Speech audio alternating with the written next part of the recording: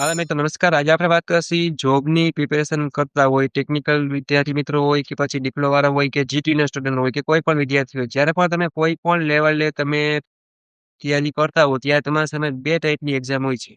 Means કે 2 પ્રકારના કહેવાય રસ્તા છે કે એક તો ગવર્નમેન્ટ એક્ઝામ હશે અને એક પ્રાઇવેટ હશે. હવે ડિપ્લોમાના, જીટીયુમાંના બધાય મિત્રો છે, એ મિત્રોને ઘણીવાર કંપનીમાં જે કે મોટી-મોટી કંપની હોય, રિલાયન્સ છે, એલ&ટી છે, ટાટા મોટર કેમિકલ વગેરે કંપનીમાં ઘણા બધા મિત્રોને શું તૈયારી કરવી ને કેટલું વાંચીને જવું ને એ ખબર હોતી નથી.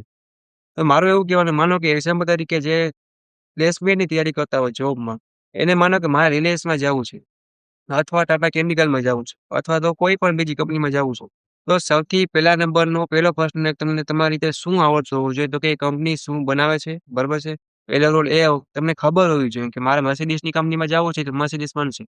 મારુતિ સુઝુકીમાં જાવું છે તો મારુતિ સુઝુકી શું બનાવે? કાર વગેરે બનાવતી હોય છે. તો એ રીતે તમને નોલેજ હોવું જોઈએ. બીજા નંબરની એક એ વસ્તુ મિત્રો કે તમે ડિપ્લોમા અભ્યાસ કર્યો, બરાબર છે? ડિપ્લોમા અભ્યાસ કર્યો કે ડિગ્રી કરી કે આઈટી કરી કોઈ પણ ટેકનિકલ નોલેજ ટેકનિકલ તમે જે અનુકૂળ હોય એ તમે ભણીને એમાંથી તમને કેટલું અને કયો સબ્જેક્ટ એવો છે પાવરફુલ આવડે છે. કેમ કે ઇન્ટરવ્યુમાં સેકન્ડ નંબર મીન્સ કે એવો પ્રશ્ન બહુ પૂછતા હોય કે તમારા સબ્જેક્ટ ફેવરેટ કયા છે? કયા-કયા સબ્જેક્ટ આવતા? એમાંય તમને શું આવડે છે? તો બીજો એક ખાસ ધ્યાન રાખવાનું કે તમને કેટલા સબ્જેક્ટ ભણ્યા ને એ તો તમને ખબર જ હોવી જોઈએ. બધે વાંચીને જવાનો અને એ પ્રમાણે તૈયારી કરવાની. બરાબર છે? એટલે સબ્જેક્ટનું બેઝિક નોલેજનું જ્ઞાન છે એ હોવું જોઈએ. બીજો એ થઈ ગયો. ત્રીજો પ્રશ્ન કંપનીવાળા શું પૂછતા હોય તો કે તમે કંપનીમાં આવશો તો તમે રોલ છે એ અમારી કંપનીમાં શું હશે? મીન્સ કે હું જ છું માનો કે હાલે હું ટાટા કેમિકલમાં ગયો બરાબર મીઠાપુર કે એલ&ટીમાં જાઉં કે કોઈ પણ જગ્યાએ. તો મારો રોલ હશે શું? મિકેનિકલ તરીકે હું બોલું તો આપણે મિકેનિકલનું જ્ઞાન છે એ આપણે પ્રોવાઈડ કરશી કન્ટ્રીબ્યુટ મીન્સ કે પ્રોવાઈડ કરીને કાંઈક ને કાંઈક એવી નવી સ્કીલ, નવા આઈડિયા, નવા ડ્રોઈંગ પ્લાનિંગ સાથે આપણે જે પ્રોડક્ટ બને છે હજી એમાંથી કાંઈક ને બેસ્ટ કરશું. બરોબર છે? એટલે એવી રીતના જે તમારી બ્રાન્ચ હોય, જે અનુકૂળ હોય, જેવી કંપની હોય, જેવા ટાઈપનું પ્રોડક્ટ બનાવતી હોય, એવા ટાઈપનું તમારી રીતે ખબર હોવી જોઈએ. કે મેન્યુફેક્ચરિંગ થતું હોય કારનું તો મને એના વિશે નોલેજ છે તો હું ન્યા એપ્લાય કરું. તો હું સૌથી વધારે બેસ્ટ આપી શકીશ. હું મિકેનિકલ છું કે સિવિલ બ્રાન્ચમાં છું કે ડિઝાઇનરમાં, સર્વેમાં કોઈ પણ જગ્યાએ છું, તો મારી પાસે ડિઝાઇન છે તો હું નકશા બનાવી, પ્લાનિંગ બનાવીશ, કન્સ્ટ્રક્શન હોય છે કે મશીનના ડ્રોઈંગ છે, 2D, 3D વગેરે જે પણ આવતા હોય.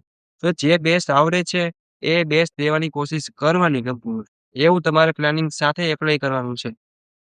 ત્રીજા નંબરની વસ્તુ એ કે જે મિત્રો પ્રિપેરેશન કરે છે એ મિત્રોને ઇંગ્લિશ આવડતું નથી. એટલે જ એ લોકોને ઇન્ટ્રોડક્શન છે, પોતાનું નામ, કોલેજ છે, ક્યાં રહે છે, શું કરે છે વગેરે ઇંગ્લિશમાં એટલું જ તમારે એટલું પાકું કરી જવાનું હોય.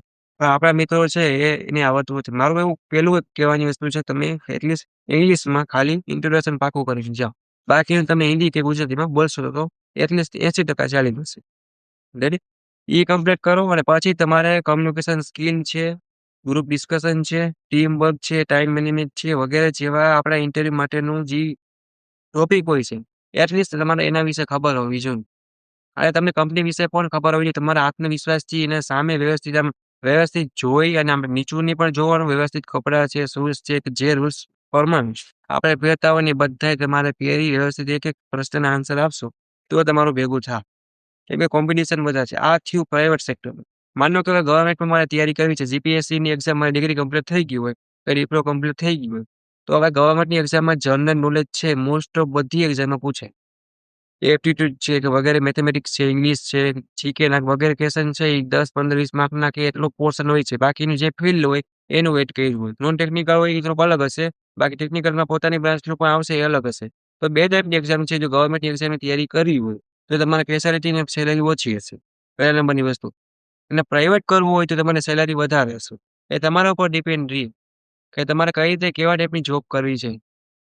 તમે ડિપ્લોમા કમ્પ્લીટ કરો, ડિગ્રી કરો, આઈટીઆઈ કમ્પ્લીટ કરો કે કોઈ પણ બીકોમ, બીએ કે તમે જે કોલેજ કમ્પ્લીટ કરો, સારા માર્ક્સ આવી જાય, સારા એસપી આવી જાય, બધી વસ્તુ તમે કરો છો. પણ તમે ઇન્ટરવ્યુ ટાઈમે જ્યારે એ લેવલ પર પહોંચો છો ત્યારે તમને કઈ રીતે બોલવું ને એ તમને આવડતું નથી. એના કારણે 99% છોકરા છે ને એ સિલેક્ટ થતા નથી. કોલેજમાં પ્લેસમેન્ટ નથી થતું એનો મેઈન પ્રશ્ન હોય ને તો કે ઇન્ટરવ્યુ કઈ રીતે આપવું ને એ આપણા ગુજરાતના મિત્રોને અથવા તો બહારના ઘણા બધા મિત્રોને ખબર હોતી નથી. હું એમ નથી કહેતો તમે મારો વિડીયો જોવો, પણ તમે યુટ્યુબમાં બીજાનો વિડીયો જોવો, કોઈક ઇન્ટરવ્યુ આપતો હોય એનો વિડીયો જોવો. હવે પછી વિડીયો તમે જોવો અને એ પ્રમાણે તમે તૈયારી કરો મિત્રો. કે ઇન્ટરવ્યુ આપે છે તો કઈ રીતે બોલવું, કઈ રીતે શૂઝ પહેરવા, કઈ રીતે કપડાં પહેરવા, કઈ રીતે ટાઈ લગાડવી વગેરે બધી વસ્તુ તૈયાર કરો. રિઝ્યુમ બનાવો. હજી ઘણા મિત્રોને રિઝ્યુમ પણ બનાવતા નથી આવડતું. સીવી કેને કહેવાય, રિઝ્યુમ કેને કહેવાય, રિઝ્યુમમાં કેટલું લખવું, અને કયા એવા પોઈન્ટ લખવા કે જે આપણે એચઆર બેઠા હોય કે જે ઇન્ટરવ્યુ સર મેડમ લેતા હોય, એ આપણું રિઝ્યુમ જોવે એટલે સીધો આઈડિયા આવી જાય કે આ સામેવાળા વ્યક્તિમાં આ ટેલેન્ટ છે, આ નોલેજ છે. તો સીધું દેખાવો જોઈએ. આપણે એમાં રંગીન કે ડિઝાઇનથી કે કાંઈ એવું બીજું લખવાનું નથી. એટલે ખાસ એક વસ્તુ ધ્યાન રાખવાની, તમારા ફાઇનલ યરના પ્રોજેક્ટ હોય અથવા તમે કંઈક પોતાની રીતે બનાવ્યું હોય, મોડલ હોય કે કોઈ પણ, તો એ વસ્તુ તમારે વધારે ફોકસ કરવાની. ડિપ્લોમાના વિદ્યાર્થી મિત્રો વધારે હશે આ વિડીયો જોવામાં મારી ચેનલમાં. તો એ મિત્રોને ખાસ કહું છું કે તમે ડિપ્લોમા હો કે ડિગ્રીમાં હો, બરાબર, તમારે ફાઇનલ યરનો પ્રોજેક્ટ એવો પસંદ કરવાનો અને એની એવી બેસ્ટમાં બેસ્ટ ટોપિક લેવાનો કે કંપનીવાળા જોવે ને તેને આઈડિયા આવી જાય. અને એ પ્રમાણે તમારે તૈયારી કરીને પછી તમારે બોલવાનું. એને એમ થવું જોઈએ કે ના, ટોપિક સારો લીધો છે.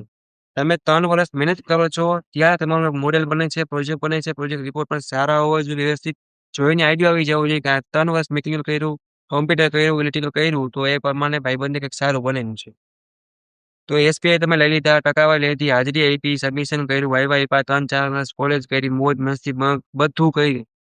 હવે છેલ્લે સમય આવે છે, ગવર્નમેન્ટ જોબ હોય કે પ્રાઇવેટ હોય. પહેલા તો બેઝિક નોલેજ નથી હોતું. આ બીજો પ્રશ્ન પાછો. બેઝિક નોલેજ તમે જે ફિલ્ડમાં આગળ જવાના હો, એના વિશેનું તમારી પાસે બેઝિક નોલેજ મિત્રો હોવું જોઈએ. પણ આપણી પાસે એ પણ નથી હોતું. એટલે એ તમે તો સુધાર. મિકેનિકલમાં છો, મિકેનિકલમાં બેઝિક આપણે આવડતું હોય. વનીકરની પણ ડિસ્કાઉન્ટ છે, તો બેઝિકમાં આવે. મિકેનિકલના કેટલા મટીરિયલ આવે, કયા મશીન આવે, લેથ મશીન છે તો શું માટે વપરાય? Welding machine, grinding machine, boring, આ કોઈ પણ બેઝિક છે. ઇલેક્ટ્રિકલમાં છે તો એમીટર છે, બરાબર છે. એ બેઝિક નોલેજ આવવું જોઈએ. 2 ફેઝ, 3 ફેઝમાં શું ફેરફાર છે, સિવિલ છે, બરાબર. તો કઈ રીતે માપવા માટેના મેઝરમેન્ટ ઇન્સ્ટ્રુમેન્ટ છે, કોમ્પ્યુટર છે, આઈટીસી છે, તો એપ છે, ડેવલપમેન્ટ છે, વેબસાઇટ છે, પાયથોન, જાવા, કોડિંગ, એ બધું બેઝિક થયું. મારું એવું કહેવાનું છે, તમે ટકાવારી સાથે થોડી સ્કિલ ભેગું શીખો. મિકેનિકલ છે કે તમારી જે બ્રાન્ચ હોય, એ પ્રમાણે તમારે શું કરવાનું? તો કે તમારી બ્રાન્ચને પ્રેક્ટિકલી શીખો. બરાબર છે. મિકેનિકલમાં 2D છે, 3D છે, વગેરે મિકેનિકલનું છે, મેન્ટેનન્સ છે વગેરે. તમે એવી રીતના આગળ બધું વિચારો, પ્લાનિંગ કરો. ખાલી એસપીઆઈ ટકા માર્ક્સથી મેરિટમાં નામ આવશે. જ્યારે તમારે એચઆરનો રાઉન્ડ આવશે, પર્સનલ કે લાઈવ ઇન્ટરવ્યુ હશે, ત્યારે તમે બોલશો જ નહીં, તો તમારું બધું પાણીમાં જશે. એટલે મારું એવું કહેવાનું છે, કોઈ પણ ગવર્નમેન્ટ ઇન્ટરવ્યુ આપો કે પ્રાઇવેટ આપો, એ પહેલા બધા મિત્રો એકવાર પહેલા ઇન્ટરવ્યુ કઈ રીતે મિત્રો આપવું ને, એની તૈયારી કરો, પ્રિપેરેશન કરો.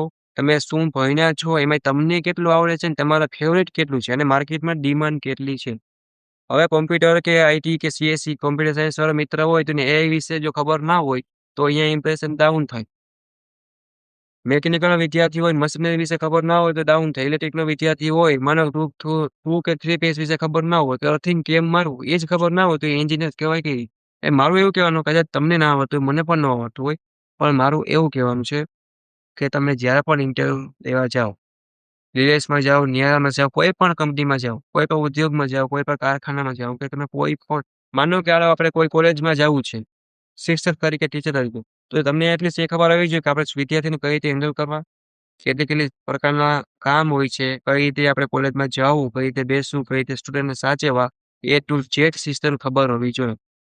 આપણે વાડીએ જઈ, એ જે ખેડૂત વાડીએ જતો હોય, એને શું ખબર હોય કે મારે માંડવી વાવવાની છે, મગફળી વાવવાની છે, તો એમાં ખાતર પણ જોઈ, ટ્રેક્ટર અથવા બળદથી, ગાડોથી જે વાવતા હોય, બધી વસ્તુ જોઈ, ટોટલ વસ્તુ. કેમ કે હાથથી માંડવી વાવી ન શકાય.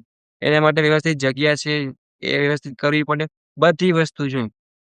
તો તમારે કોઈ પણ કંપનીની તૈયારી કરવી હોય, તો તમે વિચારો કંપની છે શું? શું પ્રોડક્ટ બનાવે છે? તમને કેટલું આવડે છે? તમારામાં કેટલું નોલેજ છે? બરાબર છે? તમે કેટલું કઈ રીતે આપી શકશો? કઈ લેવલની પોસ્ટ છે? અને કઈ રીતે બોલવું, ઇંગ્લિશ સુધારવું થોડુંક, અને આત્મવિશ્વાસથી આમ બોલવાનું, તો થોડુંક ઇમ્પ્રેશન સારી પડે. જેટલી ટકાવારી ઇમ્પોર્ટન્ટ નથી, એથી વધારે ઇન્ટરવ્યુ છે. કઈ રીતે બોલવું, કઈ રીતે એક્સપ્લેન કરવું, કઈ રીતે સમજાવવું, એ ઇમ્પોર્ટન્ટ છે. અને બ્રાન્ચ વાઇઝ થોડુંક ટેકનિકલ કોર્સ સાઈડમાં કરો અને એ સ્કિલ ઉત્પન્ન મીન્સ કે વધારો. તો તમને સારી પ્રોડક્ટિવિટી, સારું એવું તમારામાં બેનિફિટ જોવા મળશે. બાકી ભેગું નહીં થયું. કોઈ પણ જોબ કરતો વિદ્યાર્થી મિત્રો હોય, જો અમે અમારી યુટ્યુબ ચેનલમાં સારી જોબ આવતી હોય, ગવર્નમેન્ટ, પ્રાઇવેટ કે વગેરે, તો એના માટેની સ્પેશિયલ પ્લેલિસ્ટ બનાવેલ છે, પ્લેસ છે, વોટ્સએપ ગ્રુપ બનાવેલ છે.